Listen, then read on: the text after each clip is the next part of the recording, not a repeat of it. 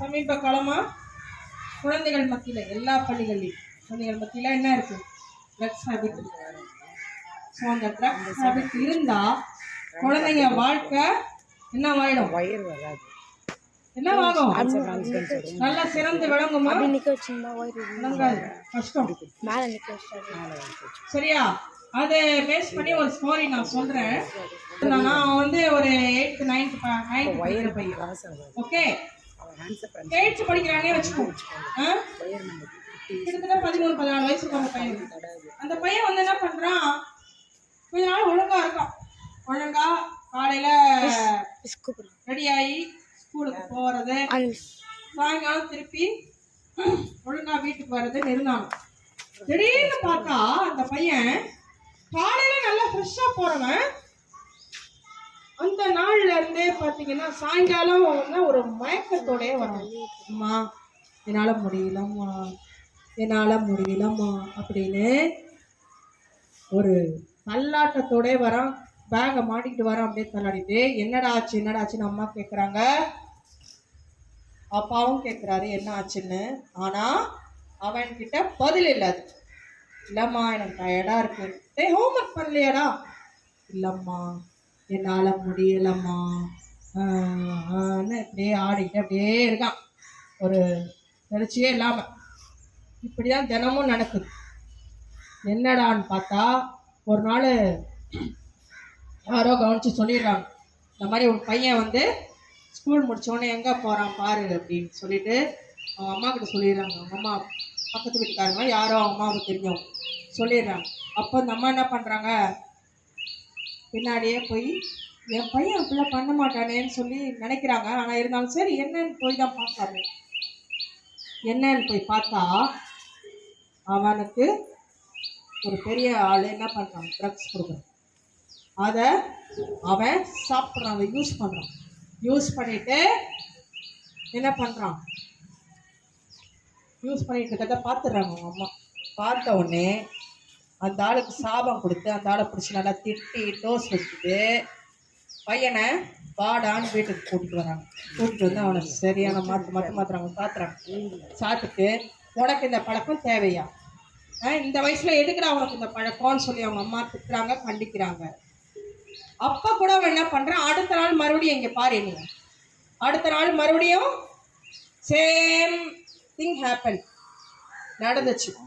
உடனே அம்மா இதுக்கு ஒரு முடிவு கட்டணும்னு சொல்லிட்டு என்ன பண்றாங்க, நான் சொல்றத நீயும் கேட்க மாட்ட, வீட்டில் இருக்கிற யாரும் கேட்க மாட்டாங்கன்னு சொல்லிட்டு அந்த அம்மா தலையை விரிச்சு போட்டு பைத்தியம் மாதிரி நடிக்குது. பைத்தியம் மாதிரி நடிக்குது. அம்மா என்னை பாருமா பாருமான்றான். அப்போ கூட அவன் இறங்கல. கடைசியில் ஒரு வாரம் இருக்கும், ஒரு வாரம் அப்படி மென்டல் மாதிரி அவங்க அம்மா ஆக்ட் பண்ணாங்க. ஆனால் நான் இப்போ சொல்கிறேன், அந்த பையன் என்ன பண்ணுறான் தெரியுமா, அவங்க அம்மா பைத்தியமா நிஜமாவே பைத்தியம் ஆயிட்டாங்களோன்னு நினச்சி அந்த பையன் மனசு உடஞ்சி போய் அந்த பழக்கத்தை விட்டான். அதோட அந்த பழக்கத்தை விட்டான். அவங்க அப்பாவும் கேட்குறாரு, நீ ஏமா பைத்தியம் மாதிரி நடிச்ச அப்படின்னு.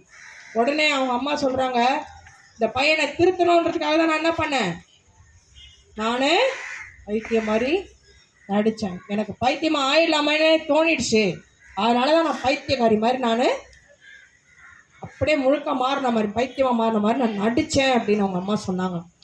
இந்த கதையிலேருந்து என்ன தெரியுது உங்களுக்கு, தப்ப உணர்ந்துட்டான் பையன், தப்ப உணர்ந்து பையன் திருந்திட்டான். அவங்க அம்மாவோட நடவடிக்கையை பார்த்து அந்த பையன் திருந்திட்டான்.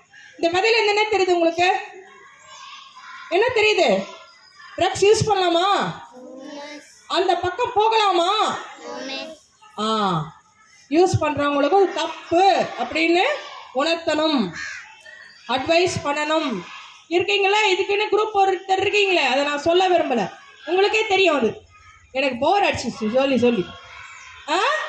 நீங்க அந்த கடமையை செய்யணும், ட்ரக்ஸ் யூஸ் பண்றவங்களும் தடுக்கணும், இது தப்புன்னு சொல்லி உணர்த்தணும். சரியா? சரி, ஒரு ஸ்லோகன் சொல்லி முடிச்சிடலாமா? நான் சொல்றது அப்படியே சொல்லுங்க. குடிக்கும் குடிக்கும், ஏன் சத்தமா சொல்ல மாட்டீங்களா? குடிக்கும் குடிக்கும் உயிரை குடிக்கும், அழிக்கும் அழிக்கும் வாழ்க்கையை அழிக்கும், வச்சோம்னா வாழ்க்கை பசங்க மட்டும் கால்ல யாரும் குடும்பத்தை தண்டாது அழிச்சு அப்படின்னு. அழிக்கும் அழிக்கும் குடும்பத்தையே அழிக்கும் ஈஸியா இருக்கும் ரேம்ப்ல அழிக்கும் அழிக்கும் குடும்பத்தையே அழிக்கும்.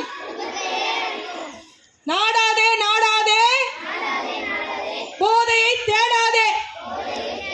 நாடாதே நாடாதே போதையை தேடாதே.